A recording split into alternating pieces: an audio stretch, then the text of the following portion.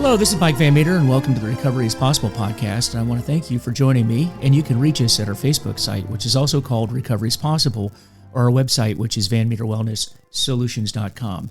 This podcast exists to educate the public about addiction, remove the stigma associated with addiction, and offer help and support for those suffering from addiction.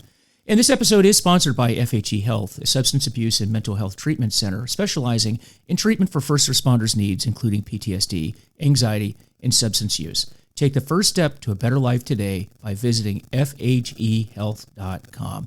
And folks, thanks for joining me today. And I want to introduce to you a good friend of mine that I met when I was teaching down at the FBI Academy, the National Academy down there, Art Nieves. And Art Nieves is a good friend of mine, and we met while I was teaching, and as I was preparing to depart the FBI Academy, I had someone come in, and that someone was Art, that was going to take over the class after I left, because we had a mandatory rotation policy in the academy, and Art was going to be taking over the Leading At-Risk Employees course. And Art was an employee assistance program counselor like myself, very experienced EAP counselor, and that's why he was selected to teach this particular course. But like individuals being individuals, there's different worldviews, different philosophies, different approaches to life, and I discovered that real quickly with Art, and that's one of the things that we're going to talk about today, how his spiritual life and his spiritual influences and his background influenced his philosophy and approach towards the course. And I was very intrigued by it. And before we introduce our guest, I just want to give you sort of my initial impression of what was going on and my thoughts, and then turn it over to Art, and he can tell you what that's all about. But when Art came into the class, he was talking about wanting to discuss a technique or a procedure that he was using called Reiki that could be used to help people in the area of wellness. Now, I had not heard of Reiki. I didn't know what it was. And when he described it to me, I thought, what is this? And how could this help anybody? Is this even real? And I have to tell you that when Art started practicing Reiki in the class, because Art would actually demonstrate Reiki with some of the students there. And by the way, this is a very hard-bitten, hardcore audience of police chiefs and sheriffs, not the most receptive audience to new ideas. We were all completely blown away by what Art did. And Art has done some Reiki sessions on me and people that I know, and I found it to be very, very helpful, and something that is a practice that I've given a lot of thought to.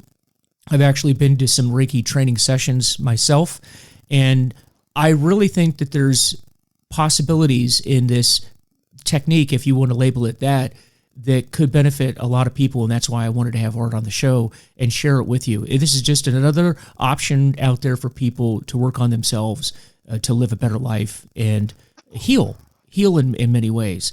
And I became a true believer, and it's very exciting, and I want you just to absorb what Art is talking about, and if this is something that can help you in your journey to wellness, then certainly give it a shot. But I will turn it over to Art Nieves discussing Reiki, and this is going to be pretty exciting. I know that you're going to enjoy this and get a lot out of it. So Art, having said that, welcome to the show. Thank you, Mike. Thank you for having me and those kind words. And I'm happy to share my experiences with Reiki. As a background, like Mike said, we met at the Academy. I am recently retired FBI agent, but when I was teaching there in 2016 to 2017, as Mike said, I took over his class, Leading At-Risk Employees, and another class I taught, which is named at that time Spirituality, Wellness, and Vitality. So these are classes which I did not know were being taught at the Academy when I was hired. And I was pleasantly surprised because these are the topics that I enjoy teaching. A little bit of background myself. I have a master's degree in counseling. And in my internship, I had counseled combat veterans at the VA here in Connecticut. And I was also a crisis negotiator with the FBI. And as Mike said, I'm also an EAP coordinator, the Employee Assistance Program coordinator. So I have the background and the heart to help people, given those three experiences, and those three combined allowed me to impart some of that knowledge when I was teaching in the academy. So when I was teaching the one of the sessions, one of my co-instructors in the spirituality class had known that I'm a Reiki master, and he asked me if I would like to teach a block of instruction on that. And I hesitated because, are you serious? Because, as Mike mentioned, these are hardline police executives from all over the country and all over the world, and they would eat me up if I talk about something so foreign like this. But his instincts and my instincts were in line, and we decided to teach it. But before I go into that, I'll share a little bit of background about how I got into Reiki. So I've been doing a lot of intuitive development, exercises to include meditation, Tai Chi, a little bit of yoga, even prior to coming to the FBI 24 plus years ago. And when I was assigned in my first office here in New Haven, Connecticut, I was already big in meditation. I was looking for a meditation class. And I found one locally, and I joined the class, and the person who was giving it was also a Reiki master. And I asked, what's Reiki? And, it's a Japanese word, but it's also a technique that reduces stress and also promotes healing. And I was curious, and she asked me, "Want to try a session?" I said, "All right, I'll give it a shot." So I lay down on it was a massage table. The session's supposed to be an hour long. Well, the session took about an hour and a half, and after an hour and a half, I was blown away by the feeling of euphoria that I felt on that table, that I did not want to get out of that state when I was brought back up into a consciousness, if you will. The feeling was indescribable. It felt like I was heaven on earth, and I did not want to come back. So I loved it so much that I wanted to learn it so that others can feel the same way as I did in an hour and a half on the table. And so that's my introduction to Reiki. So I went through level 1, level 2, level 3 until I became a master and teacher in 2005. And I've been practicing on the side since then. So, fast forward to 2016, I was asked to do a session or a class about Reiki. So I talked about what it does and the effects it has. So essentially, Reiki is, like I said, it's a stress reduction technique that also promotes healing. So when I give someone a session, I don't touch them. They're fully clothed. Some practitioners can touch the patient. They're allowed to, whether they feel there's an imbalance in the body part that they feel. But I feel their energy, if you will, if I hover my hand a few inches above their body.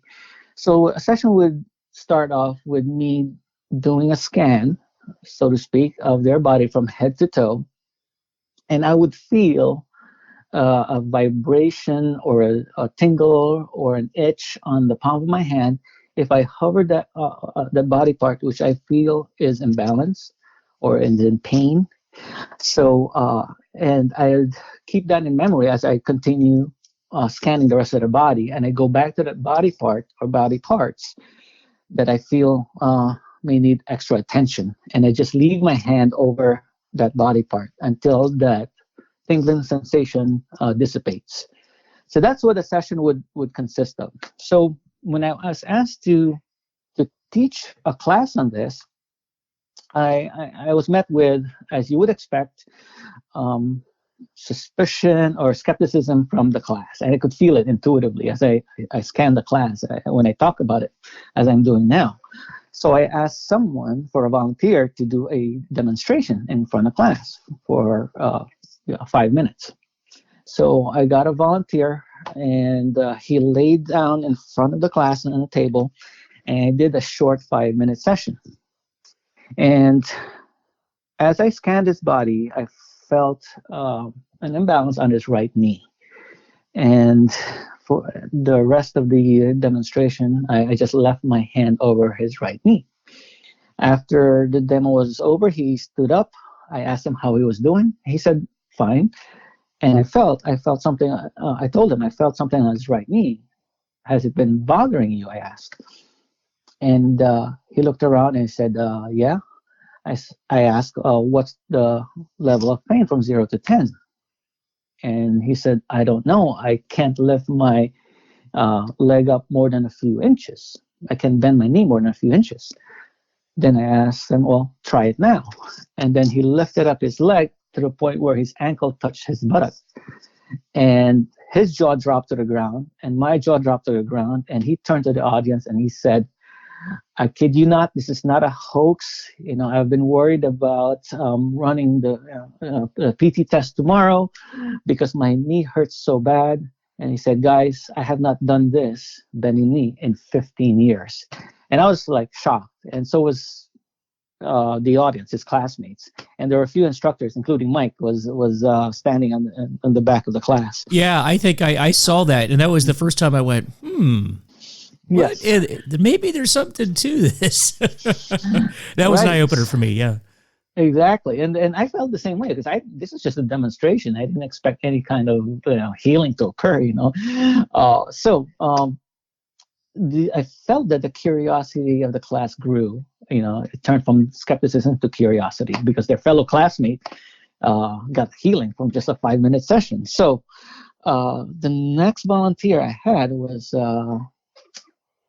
tall guy, 6'4", former Marine, I believe, from Colorado, and he coming down, and I knew he wanted to prove me wrong, and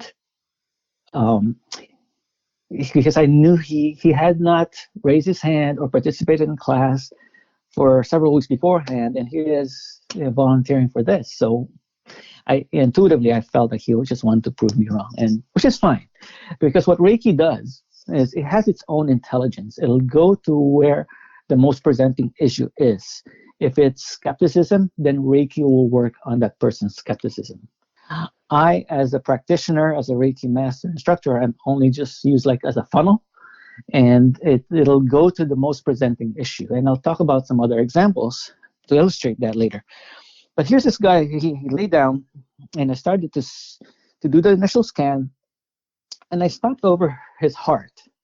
Now, usually I'll just continue scanning, but I felt compelled to keep my hand over his heart for the rest of the 5 minutes because I felt a tremendous amount of sadness, and to the point where my eyes start to tear up, and I closed my eyes. I felt his sadness. I don't know what it is, but I just closed my eyes, so didn't want to embarrass myself in front of the class. But before I did, I noticed that his lips were quivering also, and I felt maybe he's starting to tear up as well, even though his eyes were closed. At any rate, so I just left my hand over his heart for the remainder of the demo. And as he got up after the demo was over, his first words were, wow, that was weird. And he admitted to me, he said, Art, I was a skeptic, but I cannot wait to go back home and find myself a Reiki master.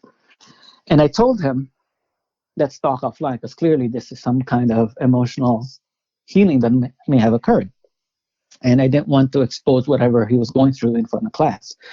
So I got his permission after class, so he told me the reason, but I got his permission after class to share it in class and in public.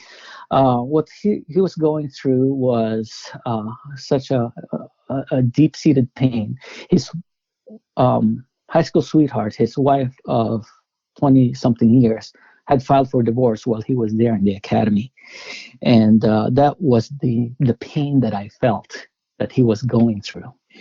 And after that second demo, the curiosity of the class grew exponentially, because now not only was there a physical healing that had occurred with the first volunteer, but an emotional healing had occurred.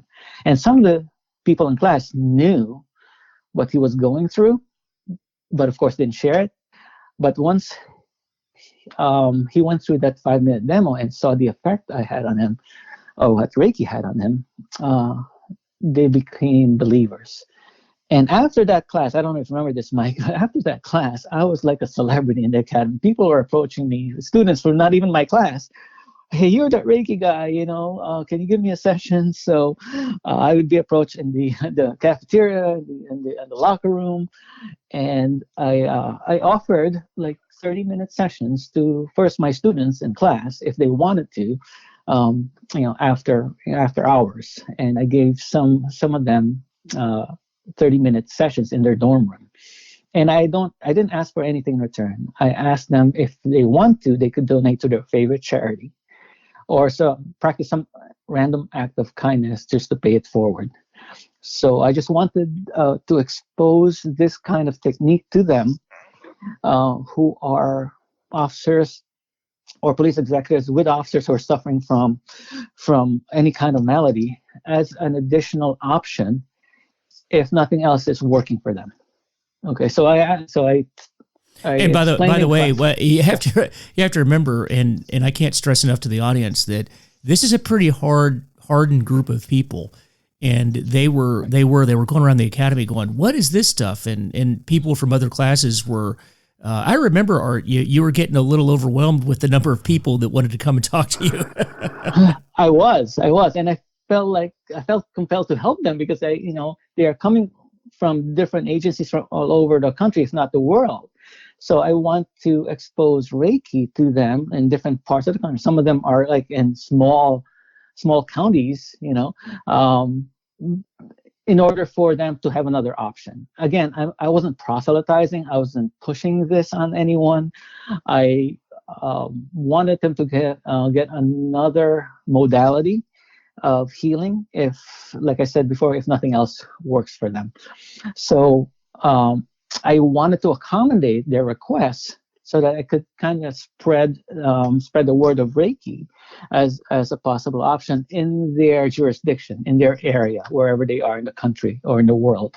So yes, Mike, I was approached by different people, not even from my class, to give them sessions, and it was hard to accommodate everyone. So I did the best I can, but I did this after each session in each class. Like I mentioned, I taught leading at-risk employees and spirituality, wellness, and vitality.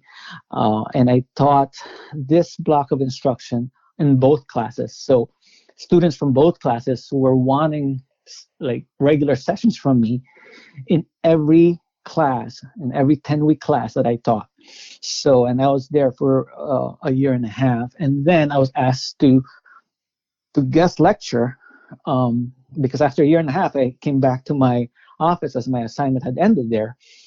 And the academy would ask me to come back every quarter to teach this block of instruction. And I would have equal to even better type of experiences just from the demonstrations from some of these students as a guest lecturer. So it was equally mind-blowing for me because, you know, I did not expect that something like this from a demonstration would have this kind of effect. And, for those people who know me, I have a strong faith in God that I am doing my purpose here and my soul's purpose here by exposing them to something different, so I continue to do that now. Now that I'm retired, I want to have my own practice. I'm starting up my own practice, as Mike and I had talked about in previous conversations. So that's pretty much the experience I had with the academy and Reiki. But in every full session I have given to the students who wanted it, there were some mind-blowing sessions. One of which that stands out, and Mike, I don't know if I've shared this story with you, but there's one person I gave a 30-minute session to in his dorm room. And I do remember you talking about this, at the time, yeah. Okay, yeah. So I did the 30-minute session. I didn't feel any kind of physical imbalance or emotional issues, but I had this vision in my mind's eye of this young girl, 12, 13-year-old. I could still see it in my eye right now, with long like wavy brown hair that goes on her shoulders. And the name Carrie Lynn or Carrie Ann or some rendition of that name came to me. And, like I said, I'm just, as a Reiki practitioner, I'm just a funnel, so I'm just delivering the message. So after the session was over with this guy, I just said that. I said, hey, I didn't feel any kind of physical, emotional balance, but this is what I saw in my mind's eye. Does this have any meaning to you? And he said, no, not really. And slightly embarrassed, I said, I attribute it to it's probably just your guardian angel or something like that, right? So the very next day, he met me in the hallway and he said, Art, I spoke to my wife after the session I had with you last night, and I asked her on the phone, hey, honey, what would we have named the baby we lost 12 years ago? And his wife said, Carrie Ann. And even today, as I tell this story, Wow. I get goosebumps, right? So after that, he told me that he wanted more sessions with me, and I told him, if that was the daughter who you lost, you could communicate with her through prayer or meditation using your own, modality. But or find another Reiki master in your area, because at that time the session was ending and I couldn't squeeze in any more Reiki sessions for him. So so that's another type of healing that can occur. So when I give a Reiki session, I am a blank slate. I have no expectations. I ask the client not to tell me anything about him or her, whatever their issues are. And whatever comes to me comes to me. It's if they want a specific issue resolved, like whether it's any kind of body ache or pain, I don't want to know about it, first of all. And two, what Reiki will do is go to the source of that pain. And here's another example. When I was driving with another agent, and at this time I could send Reiki, without having a client lay on a table. So he knew, this other agent who was on the passenger side, knew that I do Reiki. And he said, Art, my right knee is bothering me. Can you send Reiki to my knee? And so as I was driving, I tuned into him and I said, Mark, I don't feel anything on your right knee, but I felt something in your heart, intuitively. And so I asked him, Mark, what don't you have the heart to do in your life right now? And he paused for a second and he said, Art, I'm undecided about retiring. And I said, Mark, your fear of moving forward in life, your inflexibility is manifesting itself on the knee, hence the pain. So I told him that some of our life issues manifest into physical pain. In fact, many of them do, if not a majority of them. So he thought about that, and in 2 weeks he decided to retire, and the knee pain went away without any kind of treatment. So this is what my hobby is, the mind-body relationship, and how our life issues can manifest itself in our body aches and pain. And I'm no doctor, if I get hit by a truck, I'm not going to a Reiki master, I'm going to the ER. So I'm not saying that Reiki is the panacea for all aches and pains. No, but it can be just a reminder to what we need to focus on in life. That's the bottom line, right? What is the root cause of your pain? And what Reiki does, it introduces that. It's a vehicle that introduces the client and me to the source of the pain. What is the root cause of your ache and pain? So that's just one example. So in many of the sessions I give, not just to the students in National Academy, even in person, friends, family members, I go to the root cause of why is there a pain on your shoulder. The metaphor is, what burdens are you carrying in your life that you have not resolved? Or if you have neck pain, who or what is a pain in your neck in your life right now that's causing that? And it's the first thing that comes to mind. I ask them, and like 99.99% of the time they'll say it, or who that person is, or what that issue is. And I said, well, that's something that you need to resolve. And your body is telling you that this is something you need to work on. So listen to your body, as I tell him. So, uh, and to me, this is fascinating because everyone is different.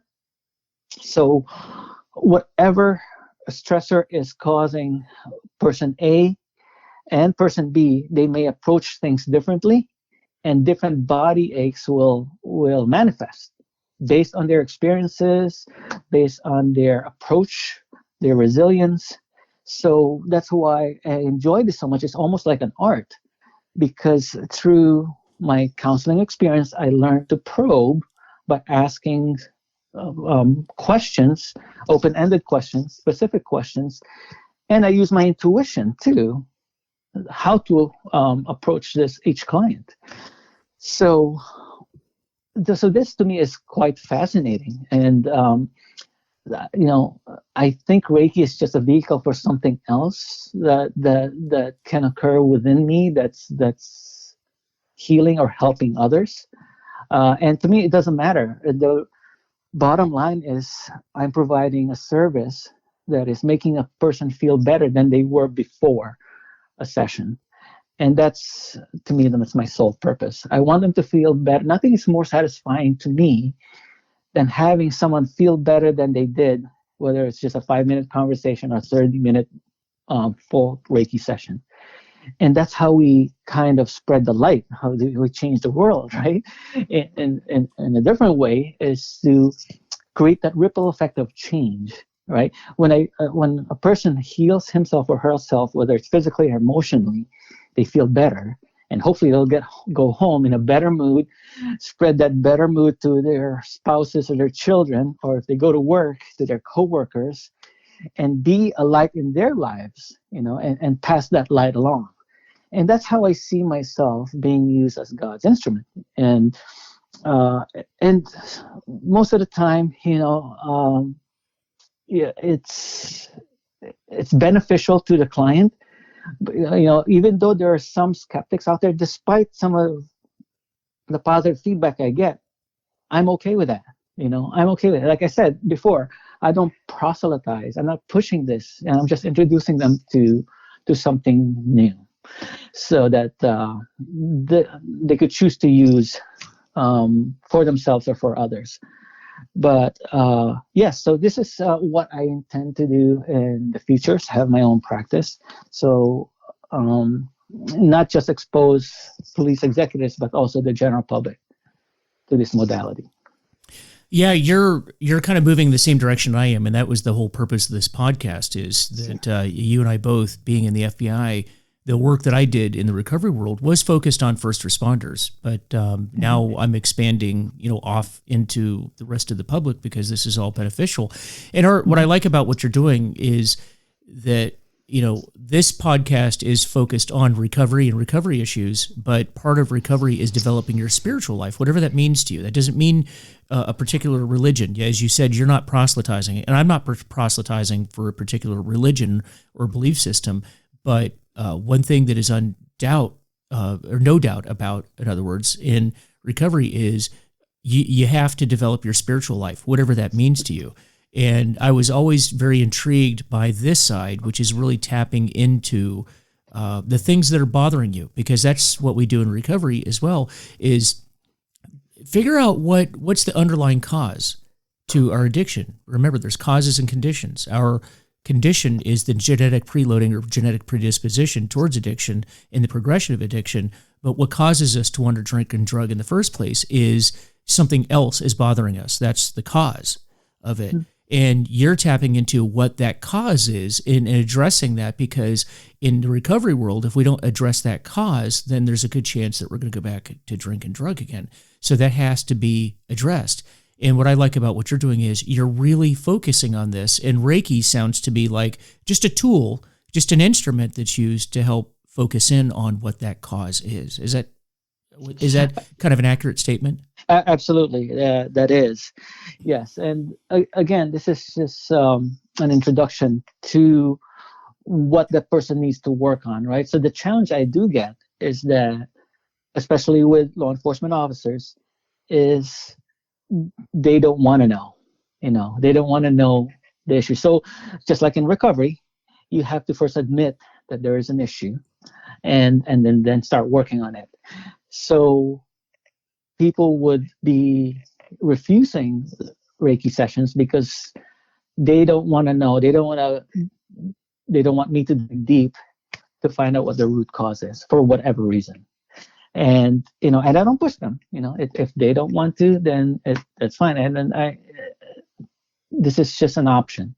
So when the student is ready, the teacher will come, and I may not be the right teacher for them. So it's all up to them. They have to be the one ready to heal themselves, to recover, and then to take the steps necessary to do that.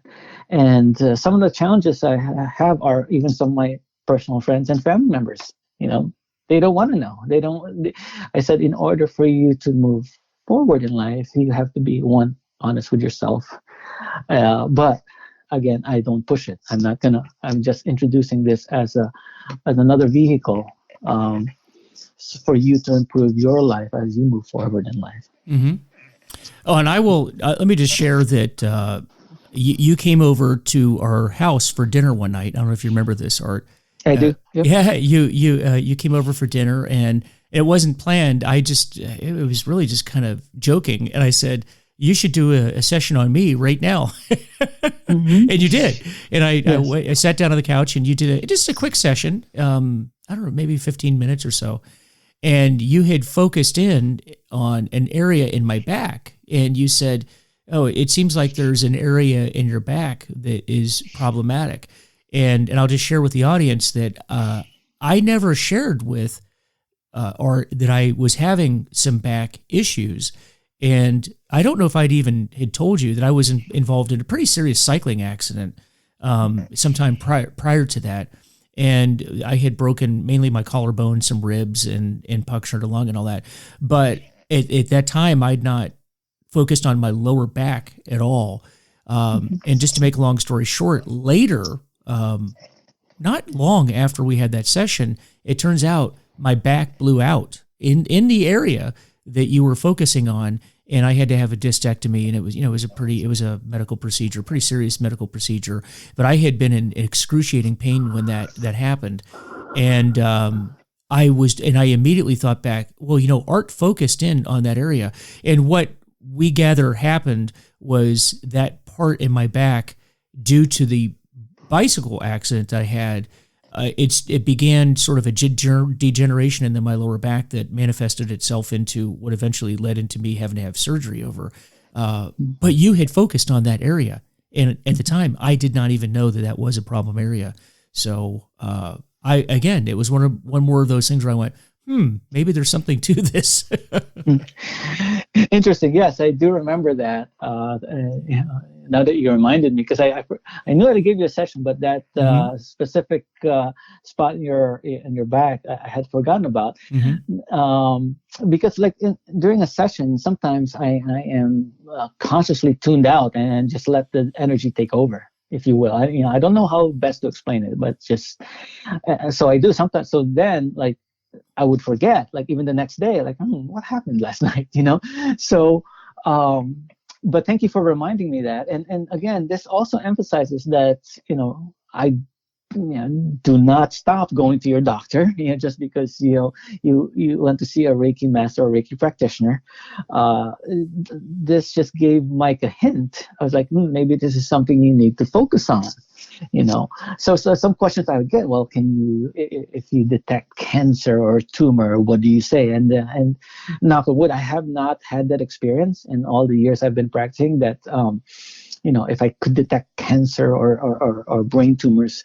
No, I haven't in my experience. And even if I did feel some kind of imbalance, I would ask them to focus on that imbalance, and I would, ask them to have you seen a doctor or can you see a doctor if the pain persists? So I want to emphasize that Reiki is not a panacea. It's just, as Mike exemplified, it's just a reminder that maybe this is something you need to focus on. Yeah, So, and along with that, Art, it turns out that area that you picked up on, it was degenerating, right? hmm And hmm so had and if you ever did that with me again, I would go see a doctor. As it right, turns out, it was degenerating, and had I gone in, and I did not, I'm just going to throw that out. I did not go to a doctor and have it scanned or x-rayed or MRI or anything like that. But had Mhm. I done that, it's likely that they would have said, okay, this is degenerating and let's take preemptive action. I did right, not do that, but again, this is a tool. What Art's right. talking about is a tool, and I will say that again, if Art gave me the same session, I would go to a doctor and say, hey, because I was having pain in that area. I just didn't tell you I was having pain in that area, and I would Right. ask a doctor to take a deeper look at that and find out what's going on. So again, just a Good. tool. Right. Exactly. Good. And that's how I'd like to approach this always. Like most people, I see a doctor also. So can I give myself Reiki? Yes, I can. The only issue I have is that I'm too close to myself. It's hard Yeah. to give myself Reiki. So I usually go to another Reiki master whom I trust, um, to give me a session if I want one. So another big challenge that I have is giving Reiki sessions to close family members. So that because I feel or see them in pain, it's hard for me to be neutral, if you will, and one has to be neutral in order for the healing energy to flow, right? But if, let's say, my child is having some issue, and I could see my child is in pain, it's hard for me to give him Reiki physically.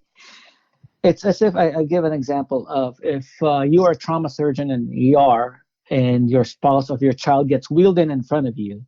um, it's going to be harder, I think, to work on that. As I am, it's going to be harder for me to work on that on a physical level. So what I do, and this is another part of Reiki that I haven't talked about yet, is I do long distance Reiki also. So I pretend that, uh, I'll give an example of my wife who has suffered from migraines. So giving her a Reiki session physically, while I could see her visually suffering, and it's very hard for me to remain neutral and focused. Um, so I give her a long distance session where I'll be in another room, and pretend that she's in front of me, like physically, and pretend that I put my hands over her head and actually give her a Reiki session. And 9 times out of 10, that works. When I was teaching in Quantico, my wife would send me a text, "Hey, can you give me Reiki?" And she's back here at home in Connecticut, right? And she asked me to give her Reiki because she's suffering a migraine. So, I would seclude myself in an area, or if I'm at my apartment in Virginia, I'd give her a long distance Reiki session, whether it's 15 minutes, 20 minutes. And after that session, so I would check up with her, and 9 times out of 10, the headache will go away or dissipate to just a dull headache. So it does. So Reiki does not recognize time or space, right? So um, for me, it works better when I work with close family members if I send them long distance Reiki if they need it. And during the pandemic last year, where everybody's secluded at home and I couldn't travel and give them physical Reiki sessions, I resorted to long distance Reiki, and it actually works well with a couple of people, and better than I thought, actually, like a full blown 30-minute session. So that's another vehicle that Reiki can give. It's long distance healing or stress reduction, because Reiki does not know time or space. So just want to throw that out there. Yeah, yeah. No, that's good information to have. So, Art, where can people, or how can people get hold of you if they want to reach out to you and learn more from you? So I'm developing a website, and it's still under development. But if you want to know, it's universal reikiart.godaddysweets.com. And again, it's still under development. Uh, I just started this. Like I said, I'm just starting my practice. And you could look me up in LinkedIn. I'm under Art Nieves. So if you want to reach out to me, you could hook up with me in LinkedIn, and and we'll take it from there. Okay, and do you have an email yet set up for this? Is there an email that you would like, or you just prefer people to contact you through LinkedIn? Yeah, LinkedIn is probably the best for now. I am still developing my own practice, but if you just Google Art Nieves, I think I'm the only one there under FBI. So you could just direct message me in LinkedIn, and we'll work from there. Well, that's fantastic. Hey, any other last things that you'd like to put out regarding Reiki or any of the things that you're doing? The one piece of advice I would give is do not be afraid to conquer your fears. Yeah. And and I would use this acronym that many of my gurus and mentors have used. The acronym of fear is nothing but false experiences that appear real. Right? Most of the things that we fear about don't happen. So once we overcome that fear, then progress and healing can start. So another issue I want to mention is that when I gave Reiki sessions to these police officers, an underlying theme that I felt among these officers is the feeling of guilt. So I asked them to forgive themselves unconditionally.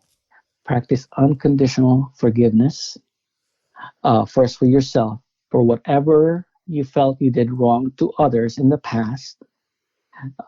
Forgive yourself without any explanation, without any,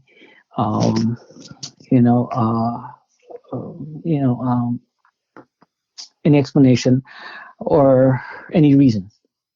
Just forgive yourself unconditionally and feel the feeling wholeheartedly. Don't just say it like it's a monotone prayer, but that's the number one thing. And then after that, to forgive every person you felt who have done you wrong in the past, whether it's like the middle school bully or your supervisor from yesterday, and go down that list, make that list, and forgive each and every one of them unconditionally with all your heart. And I did this myself, and it was very powerful, as you would imagine, and very cathartic. And you could feel that relief once you've done that. And because guilt is, it's man-made emotion, it didn't come from God, right? So why harbor that guilt if it's not helping anyone? Yeah. Who is it helping, right? So that's the underlying theme I felt when I gave Reiki sessions to especially the law enforcement. They harbor this guilt that is really not helping anyone. How are you going to move forward if you're carrying this bag of rocks on your back and preventing you from moving forward and others, close to you? So by practicing those two things, forgiving yourself and the ones who've wronged you in the past unconditionally, can help you move forward in life and hopefully overcome any fears that you may have in healing yourself, whether it's emotionally, physically, or spiritually. Wow. So those are the last things I want to share. Yeah, and that is such a strong recovery message. I mean, there's so much in line with recovery and what you're doing. It just blows my mind, and that's really why I was so intrigued. I know there was one last little story I wanted to share, because there's so many Art Nieves stories that I have. It's exciting. I mean, it was every time I talk with you, I'm just amazed at the things I learn and I hear. Can I share the white rice story? Can I share that with you? Yes, with everyone. Please do. Yes. And I will tell my version of the story, and then Art, you can tell the truth. How's that?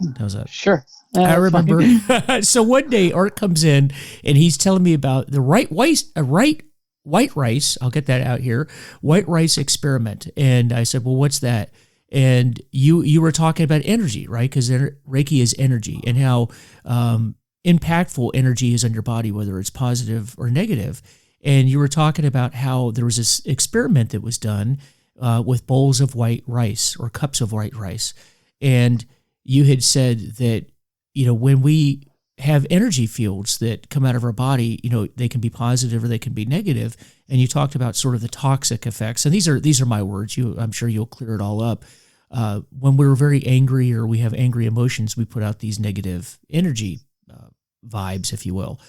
And you can see this by taking rice, putting it into a bowl, and you either put positive vibes to the rice or negative vibes to the rice. And after a week, you'll see mold that will grow much quicker on the negative vibes than the other bowl.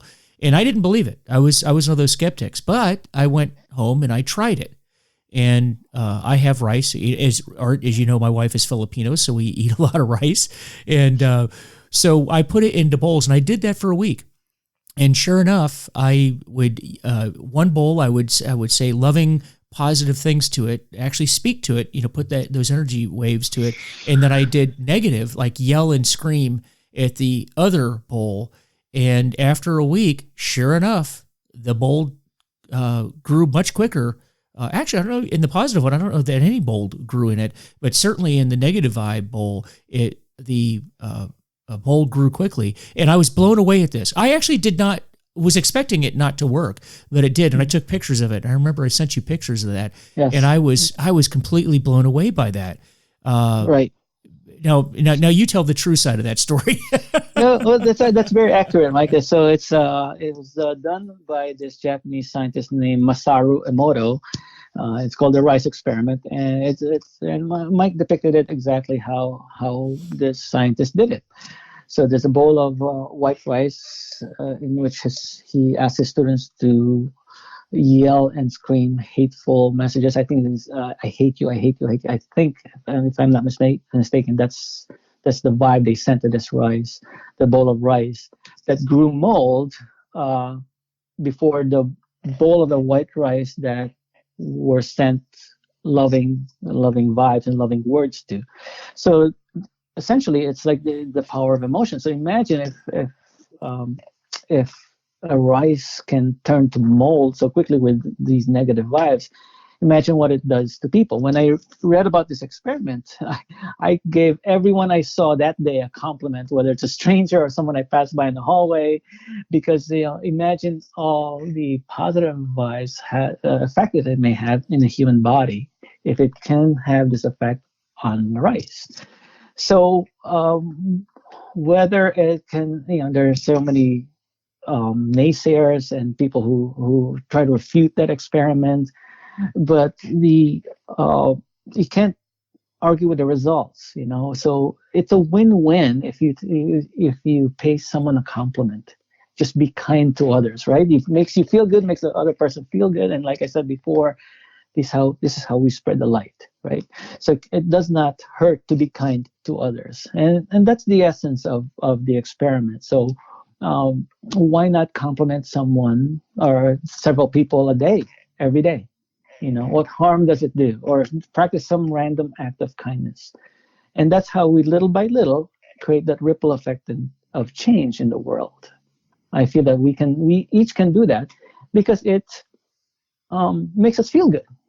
So, as Simon Sinek says, if helping people makes you feel good, then go out there and feel good. Go out there and do it. Go out there and do it. So, and I'm paraphrasing him, of course. And so yeah, that's pretty much the essence. Yeah. Well, I'll tell you what, guys. The proof is in the pudding, or the proof is in the rice. Let's put it that way. I did it. I was inclined to not believe. In fact, I believe I did that at home to prove that you were wrong, but in actuality, I proved that you were right about it. Yeah, I remember you mentioned that to me, and I think you said that you mentioned this to your daughter in high school also, and you said that your daughter actually, we did that in school already. Yeah, she did. She did say that.